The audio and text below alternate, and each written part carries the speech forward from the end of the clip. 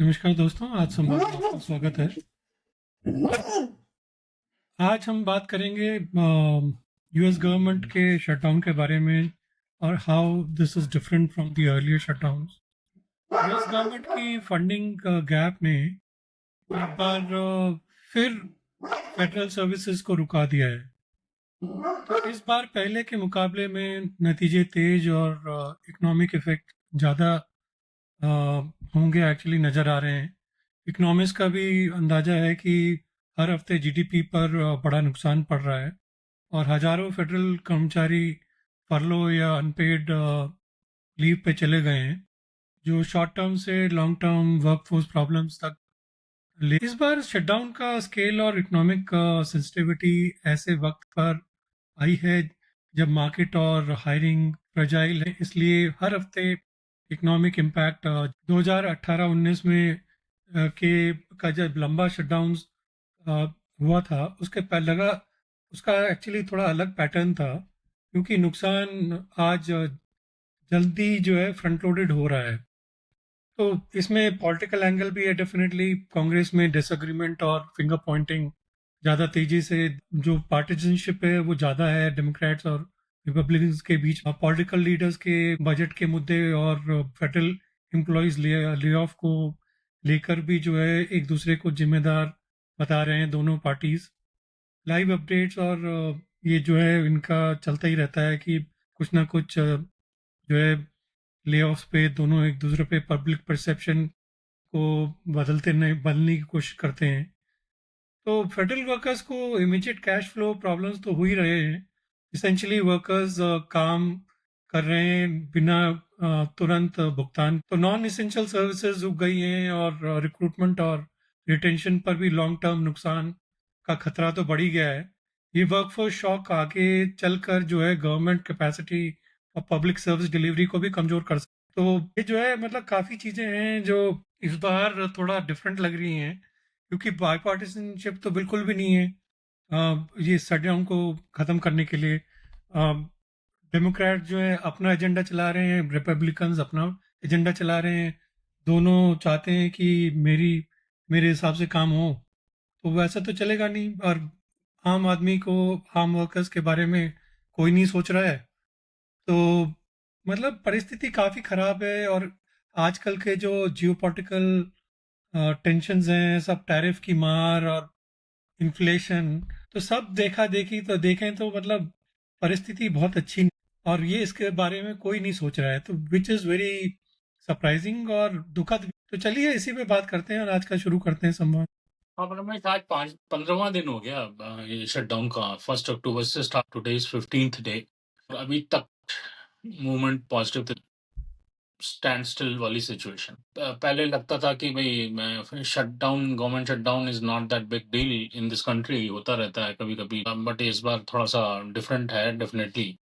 इसमें क्या है कि एक तो आपको एम्प्लॉयज को छुट्टियों पे, कुछ कुछ एम्प्लॉयज को तो काम भी करना पड़ रहा है, पे नहीं मिल। तो अगर हम थोड़ा सा स्टैट्स की, अराउंड 900,000 फेडरल वर्कर्स जो हैं इस समय एक्सपेक्टेड टू बी फॉरलोड। में आउट ऑफ 900 में करीब 700,000 वर्कर जो हैं मे बी काम कर हैं या करना पड़ेगा और उनको पे नहीं मिलेगी। और एक तो अगर आप सोचिए 900,000 पीपल विल बी फॉरलोड, तो फॉरलो होगा, आपको पे नहीं मिलती है, उससे उनके फैमिली पे इफेक्ट। और उस आउट ऑफ 900,000 700,000 को काम करना पड़ेगा और पैसे नहीं मिलेंगे। विचित्र हाल है ये है। और दूसरी चीज और है कि आपका जो है ना, ले ऑफ्स की भी बात हो रही है। तो जो परमानेंट ले ऑफ की बात हो रही है, जो डेटा सामने आ रहा है, अराउंड 4,000 फेडरल एम्प्लॉयज का ऑलरेडी नोटिफाई करा जा चुका है ले ऑफ का। 4,000 इज अ बिग नंबर। और जो बिगेस्ट डिपार्टमेंट है फेडरल, आईआरएस जिसको हम बोलते हैं, जो हमारा टैक्स डिपार्टमेंट है, अगर उसकी, उस डिपार्टमेंट को nearly 34,000 employ of IRS employ, जो उनका करीब करीब 50% ऑफ स्टाफ हो मेरे ख्याल से, वो फॉरलोड है। तो इनके पास पैसे है। और इस बार एक्चुअली डिफरेंट इसलिए है ना, क्योंकि इतनी पार्टिजनशिप है, तो ये कोई भी मतलब नहीं दिख रहा है कि ये एक्चुअली कोई भी मतलब अटेम्प्ट कर रहा हो इस शटडाउन को खत्म ना। मतलब जैसे पहले अटेम्प्ट्स होते थे, पहले जैसे या तो डेमोक्रेट्स की गवर्नमेंट होती थी या रिपब्लिकन्स की होती, तो दोनों एक दूसरे से बात करते थे कि हम्म चलिए आजकल कुछ ना तो किसी चीज में बोल रहे हैं, करप्शन में ना, करप्शन में बोला ना कुछ करे, क्या मतलब उनका है एजेंडा, क्या नहीं है, किसी को समझ में नहीं आ रहा। रिपब्लिकन्स का अपना ही है, वो जो है उनका अपना एजेंडा चलाना है, उनको किसी तरह से मतलब अपने जो उनके सेट जो उन्होंने मतलब जैसे पॉइंट्स लगा रखे हैं कि हमें ऐसे एडमिनिस्ट्रेशन रन करना है, तो उनको वैसे ही करना है। और उसके हिसाब से उनको ये भी मदद मिल रही है कि भाई मेरे को वर्कर्स निकाल निकाल सकूं, तो उनके लिए तो अच्छा ही है, वो तो वर्कर्स को निकालना ही चाहते हैं, तो एक तरह से उनके लिए अच्छा ही है, तो उनको कोई फर्क नहीं पड़ रहा है, ठीक है लगने ना दो। पिछले टर्म में भी अगर देखो आप, तो जब पिछले ट्रम्प के टर्म में, उसमें भी तो 1 महीने से ज्यादा चला था ना। तो हम्म इनमें इसमें कोई उनको मतलब जल्दबाजी नहीं है कि भैया मुझे खत्म करना है, तुम देख लो, मतलब कोई एक्शन नहीं है, कुछ नहीं, दोनों अपना आराम से। अब बेचारे जो लोग इसमें अफेक्ट हो रखे हैं, उनके सोचो कि मतलब कई लोग तो उनके घर में कैसे, वो मतलब 1 महीने से उनको तनख्वाह नहीं मिलेगी, तो कैसे चलेगा उनका। मतलब तुम देखो, मिलिट्री में तुमने ठीक है, तुम किसी तरह से तुम निकाल रहे हो कि भाई उनको पे कर पाए, बट ऐसे कई सारे हैं भाई, जैसे तुम्हारा ये एयरलाइन का है, मैं कब तक तुम मतलब बिना गवर्नमेंट के, शॉर्ट साइटेड और आपने अजीब सी एक सिचुएशन है जो मतलब इन लोगों ने कर रखी है एक्चुअली। आपने अभी एक टर्म यूज किया एडमिनिस्ट्रेशन। तो एडमिनिस्ट्रेशन क्या है यहाँ पे? मैं एक सिंपल छोटा सा डिपार्टमेंट का, रिडक्शन इन वर्कफोर्स हुआ, आरएएफ जिसको बोलते हैं, तो जो सीडीसी है डिपार्टमेंट, राइट? सीडीसी में रिडक्शन किया, ले ऑफ किए, परमानेंट जॉब कट, और फिर suddenly due to legal challenges और some mismanagement, they need to revert around 700 termination. Administration कुछ भी जो मन में आ रहा है कर दे रहे हो, फिर करने के बाद तुम रियलाइज करते हो, जब आँख खुलती है तुम्हारी, सो के उठते हो कि ओ ये तो गड़बड़ हो गया, ठीक है, तो फिर उसको पैचअप करते हो। तो एडमिनिस्ट्रेशन तो कुछ है नहीं, बंच ऑफ अनप्रोफेशनल बफून्स जिसको कहते हैं, उनके हाथ में चाबी दे रखी है। इससे ज्यादा क्या होगा? अजीब सा है। जैसे एक और चीज है, हाईलाइट करूंगा मैं यहाँ पे, रिडक्शन इन वर्कफोर्स जो बोला गया कि नॉन एसेंशियल फंक्शंस में रिडक्शन। एक यहाँ पे डिपार्टमेंट होता है, cyber security and infrastructure security agency, CISA, उसमें भी सबसे ज्यादा काफी ज्यादा वहाँ पे रिडक्शन हुआ। आज की ज़माने में cyber security and infrastructure security agency जो है, वो इतना, वो नॉन एसेंशियल फंक्शन नहीं है। आप इसमें वर्कफोर्स रिड्यूस कर दोगे तो आप कंपनी पे, यूएस पे तो कहते हैं कि हर 2 मिनट पे साइबर अटैक होता है, राइट? और आप उसी में वर्कफोर्स रिड्यूस कर दोगे तो होगा क्या आगे चल के, राइट? तो स्पेशली जब तुम्हारा मतलब चाइना तुम्हारे अगेंस्ट है, रशिया तुम्हारे अगेंस्ट है, ईरान तुम्हारे अगेंस्ट है, अब ट्रेडिशनल मतलब ऐसे हैकर्स तुम्हारे बैठे हुए हैं जो करने बैठे हुए हैं तुम्हारे करने के लिए, फिर भी तुम मतलब चेत नहीं रहे। पता नहीं, अजीब सा ही सिचुएशन है जहाँ पे तुम मतलब ना तो तुम्हारे को कोई फर्क पड़ता है कि गवर्नमेंट कैसे रहे, या तुम्हारे को फर्क पड़ता है कि यूएस ही कैसे, क्योंकि तुम जब भी देखो सारे तुम्हारे डिसीजन यूएस की एज अ कंट्री के अगेंस्ट ही। क्या तुम्हारी स्टैंडिंग, तुम्हारी ग्लोबल स्टैंडिंग, तुम्हारे मतलब हंस रहे हैं लोग तुम्हारे पे कि कैसी तुम्हारी कंट्री है, क्या तुम मतलब बात कर रहे हो। उस दिन मतलब तुमने देखा उधर, वो अभी अकॉर्ड हुआ, ये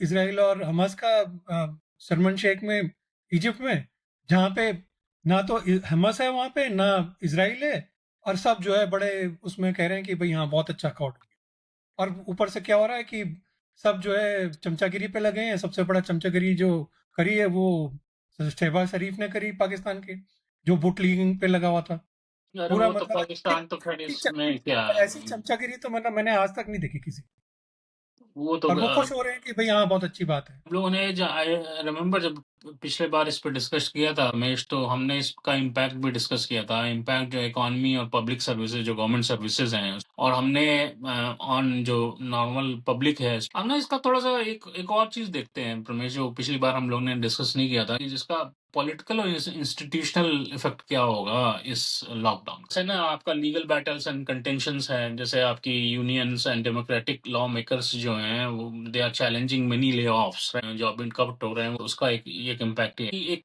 जब इस तरह की चीजें होती हैं तो डेमोक्रेट एंड रिपब्लिकन जो blaming each other and political messaging. और फिर तीसरी चीज है जो सबसे क्रिटिकल मुझे लग रही है कि इंस्टीट्यूशनल जो है ना, हमारे इंस्टीट्यूशन इस कंट्री के वीक होते जा रहे हैं। तो ये जो परमानेंट जो ले ऑफ हो रहा है, जॉब कट हो रहा है, permanent job cut, I am not talking about furloughs, उसकी वजह से एजेंसीज हैं, जैसे आपकी रेगुलेटरी एजेंसी हो गई, हेल्थ एजेंसी, हेल्थ केयर की एजेंसी हो गई, इन्वायरमेंटल मैनेजमेंट की एजेंसी हो गई, एजुकेशनल इंस्टीट्यूट जो कॉलेजेस हैं हमारे, यूनिवर्सिटीज़ हैं या रिसर्च वर्क्स हैं, तो इन सब में से ले ऑफ हो रहे हैं। तो वो डेफिनेटली फंडिंग नहीं, लोगों को निकाला जा, वो वीक होंगे, वो इंस्टीट्यूशन वीक होंगे और होते जा रहे हैं। फिर और एक इम्पैक्ट जो समझ में आता है प्रमेश, जो कि जो पोलराइजेशन जो है ना, इस तरह की सिचुएशन में सबसे बड़ी क्या प्रॉब्लम, पोलराइजेशन बहुत ही इंटेंसिफाई हो जाता है। एक तो जब से न्यू गवर्नमेंट आई है, यूएस का नया एडमिनिस्ट्रेशन, पोलराइजेशन ऐसे ही बहुत ज्यादा हो चुका है, क्योंकि पोलराइजेशन के कॉन्सेप्ट पे ही इन्होंने इलेक्शन जीत। अब उसकी टैरिफ सिचुएशन, लॉकडाउन सिचुएशन, ये सीवियर कैटालिटिक इफेक्ट देर पोलराइजेशन बढ़ता जा रहा है। और जो है फिर क्या, फेडरल स्टेट जो है हमारे, उनका तो लॉन्ग टर्म रीशेपिंग की क्या बोले, अब कहाँ जाएगा, रीशेपिंग तो बाद में होगी, कहाँ जाके लैंड हो वही नहीं समझ में आ रहा। जो सबसे लास्ट पॉइंट है, आई डोंट नो वो डेमोक्रेट हो चाहे रिपब्लिकन्स हो, वो उस पर क्या सोच रहे हैं कि इसका इलेक्टोरल कॉन्सिक्वेंसेस क्या होगा, राइट। तो कुछ तो होगा, मतलब आम आदमी है, चाहे गरीब है, चाहे पढ़ा लिखा है, चाहे मिडिल मिडिल क्लास है या हायर क्लास, कुछ भी है, चाहे बिलो पॉवर्टी लाइन है, सब हर सेगमेंट ऑफ सोसाइटी पे इसका ह्यूज इफेक्ट है।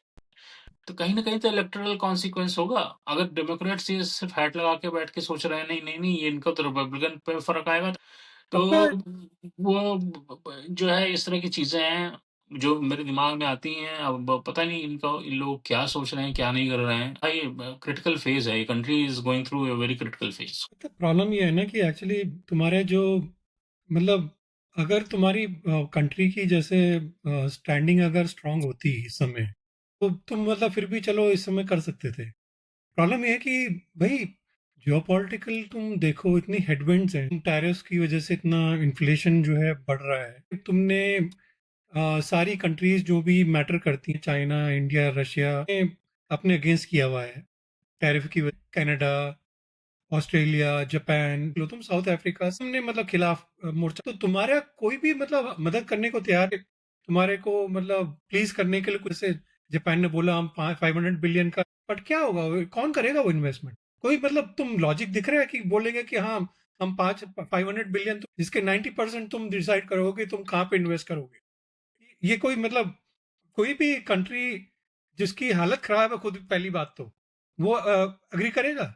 और फिर साउथ अफ्रीका ने भी प्रॉमिस किया, ये भी किया, मतलब सब तुमने मतलब बेच दिया लोगों को कि मैंने क्या क्या डील्स कर दिए हैं उसके हिसाब से। और वो सारी हेडविंड्स तो तुम्हें फिर जो है 1 साल के अंदर तुम्हारे को पता ही पड़ेगा ना कि कैसा असर पड़ेगा यूएस की इकोनॉमी में। और फिर ये जो है तुम्हारे इस समय स्टॉक मार्केट को देख लो, इस समय बबल, स्टॉक मार्केट का बबल है, इस समय तो बढ़ रहा है, बट जब इन्फ्लेशन का डेटा पूरा सामने आएगा, जब हालत खराब हो जाएगी, कब तक बढ़ेगा ये बबल? तो बस्ट होगा ही नहीं। और जब वो बबल बस्ट होगा तो लास्ट जो लोग जहाँ पे एक तरीके से कमा रहे हैं वो भी खत्म हो जाएगा। तो तुम्हारा तो मतलब बंटाधार होने का मतलब पूरा तुमने सामान कर रखा है। तो ये सारा जो हेडविंड्स हैं, ये जितने भी हैं, इसकी वजह से ये जो शटडाउन है ना, वो बहुत डिफरेंट है, क्योंकि लोगों के पास स्पेंडिंग कैपेसिटी बहुत कम हो चुकी है। भाई तुम देखो, प्राइवेट सेक्टर तो पहले ही रील कर रहा था भाई, ले ऑफ्स वगैरह की वजह से। और अभी तुमने गवर्नमेंट ले ऑफ्स भी पहले चालू कर दिए थे डोज की वजह से, और अब ये शटडाउन में भी तुम बहुत सारे निकाल दोगे। तो इस हम्म। चक्कर में जो है, जो लोगों की स्पेंडिंग कैपेसिटी है जिसकी वजह से इकोनॉमी रन होती है, वो तो तुम्हारा हेडविंड्स की वजह से बहुत असर पड़ेगा ना। ये तुम्हारे को किसी को समझ में नहीं आ रही है, क्योंकि ना तो तुम्हारा को कोई बोलने वाला है। भाई वही एम्प्रर इनविजिबल क्लोज हो रखे हैं कि भाई हाँ, किसी को हिम्मत ही नहीं है कि भाई एम्परर को बोलने की कि भाई तुम्हारे पास तुमने कोई कपड़े नहीं पहने हुए। तो वही हो रखा है यहाँ पे। हाँ प्रमेश, अगर हम थोड़ा हिस्ट्री से लेसन लें तो जो है ना, ये शायद थर्ड फोर्थ शटडाउन है ना हमारा। दो पहले हो चुके हैं और तीन नहीं, आई पहले थिंक इसके एक ट्रम्प तो पिछले वाले इनके टर्म में, उसके पहले 95 टू काफी हो 96 में दो चुके बार। हाँ, 5 days 95 में हुआ था और 96 में 21 days का हुआ हैं। था। रिसेंट हिस्ट्री में देखा मतलब काफी हो चुके हैं हाँ, तो ऐसे। चलो कोई भी पिछले 3-4 उठा के देख लो, तो उसमें ये एक बहुत ही क्रिटिकल फैक्टर है कि जो ड्यूरेशन जो होता है शटडाउन का, उससे उसका इम्पैक्ट जो है ना बहुत तेज से बढ़ता है, एक्सपोनेंशियली, राइट? तो सभी को पता है। अब जो है क्वेश्चन ये उठता है कि जब हमें ये चीज़ मालूम है, हमें लेसन लर्न है हमारे multiple times, so what Democrats and Republicans are doing और congress they are doing to handle this situation. मुझे तो नहीं लगता कुछ काम हो रहा है, खाली उठा के एक दूसरे पे फिंगर पॉइंटिंग कर। कौन सी वो रिपोर्ट आई थी अभी कि हर हफ्ते जो शटडाउन हो रहा है उसका 0.1% जीडीपी डाउन हो जाएगी। सोचो मतलब भाई, जहां पे तुम्हारी वैसी जीडीपी की हालत खराब है, ग्रोथ कुछ है नहीं, और तुम 0.1% हर हफ्ते कम कर रहे हो, मतलब कितना इम्पैक्ट होगा यार। बहुत और किसी को ज्यादा। कोई फर्क नहीं पड़ रहा किसी चीज को, इसको कोई मतलब अर्जेंसी नहीं है कि तुम इसको खत्म करो। सब अपना अपना आराम से कर रहे हैं और अपनी सब अपने मतलब दुनिया में जी रहे हैं, पता नहीं क्या चल रहा है। इन लोगों को कोई अकाउंटेबिलिटी ना, बड़े प्राउडली आके अभी I I was hearing JD Vance जो वाइस प्रेसिडेंट है, कल आके बड़े प्राउडली बोल रहे हैं कि डेमोक्रेट्स ये नहीं कर रहे हैं, कर इससे इसका बहुत ही डीप इफेक्ट हो जाएगा, सिचुएशन खराब हो जाएगी। तो मैंने कहा भाई वो तो मालूम है, तुम पर तुमने तुमने इसमें पहले से काम क्यों नहीं किया? ये लोग को ये समझ में आता है और अनफॉर्चुनेटली बैक टू पब्लिक, इनकी इन सब हरकतों से इनको इलेक्टोरल आउटकम पॉजिटिव मिल जाता है। तो ये कॉन्फिडेंट है, इनको तो किसी देश वेश की जो है आम जनता की पड़ी नहीं है। आके डायलॉग इनको कुछ मारने ऊपर अमेरिका इज ग्रेट ये वो करके कुछ डायलॉग मार देंगे और हमारे यहाँ की जनता इनको वोट दे देती है। तो ये कॉन्फिडेंट है, दे फील सिक्योर, और उनको नेशन पे क्या हो रहा है, जो नेशन की पब्लिक है इनके साथ क्या हो रहा है, कोई मतलब तो देखो, नहीं। अगर ग्रेट डिप्रेशन को भी अगर तुम देखो 1930s में जो आता, हम्म। सारा तुमने मतलब सारे तुमने फैक्टर्स वैसे कर रखे हैं कि ग्रेट डिप्रेशन हो जाए। क्या तुमने मतलब नहीं किया भाई? टैरिफ्स का वैसे ही तुमने सेम किया, सारे मतलब तुमने वैसे ही साफ कर रहे हो कि भैया खत्म हो जाए, मतलब कोई बचे ना। पता नहीं क्या। ठीक है, मतलब कुछ लोग इसको पॉजिटिवली स्पेंड करना कि भाई इन्फ्लेशन के लिए जो है वो एक्चुअली उनकी टैक्टिक्स है कि वो, ताकि वो तुम्हारा गवर्नमेंट डेट जो $37 ट्रिलियन का है वो कम हो जाए। मतलब जब इन्फ्लेशन होता है तो ऑब्वियसली तुम्हारा जो वापस है तुम्हारा कम हो जाना था ना। हम्म। बट ये तो मतलब आई डोंट थिंक यहाँ पे इस गवर्नमेंट में कोई सोच रहा है इस बारे में। There is no one who is like actually thinking about it. तो पूरा जो है ना सब अपने हिसाब से कर रहे हैं, जिसको जो मर्जी आ रहा है वो कर रहा है, सब कुछ। कहता है नहीं, मतलब देखें मतलब कब तक होता है ये चीज। एंड आई होप कि ये लॉकडाउन टुडे इज 15 डे, और बाय नेक्स्ट वीक अगर ये खत्म हो जाए तो I will be happiest person. But उम्मीद तो मुझे बहुत कम लगती है। मुझे तो कम ही लग रही है। कोई तरीका ही नहीं है ना कम करने का, ना तो कोई कॉम्प्रोमाइज करना, तो कैसे कम होगा? अब तो बिलीजरेंट जैसे जैसे टाइम हो रहा है तो और बिलीजरेंट, तो कॉम्प्रोमाइज कैसे होगा? कॉम्प्रोमाइज के लिए पार्टीज को साथ बात करनी पड़ती है ना पहली बार, और विलिंग होना चाहिए कि मैं, हाँ ठीक है, तुम एक स्टेप पीछे रखो, मैं भी एक स्टेप पीछे रखता हूँ। यहाँ तो कोई तैयार ही नहीं है। पता नहीं, खैर देखते हैं क्या होता है। अभी तो हालत खराब ही लग रही है। चलिए, आज का संवाद यहीं पे समाप्त करते हैं, फिर आपसे मुलाकात होगी। तब तक के लिए अपना ख्याल रख। धन्यवाद, नमस्कार। चलिए, नमस्कार।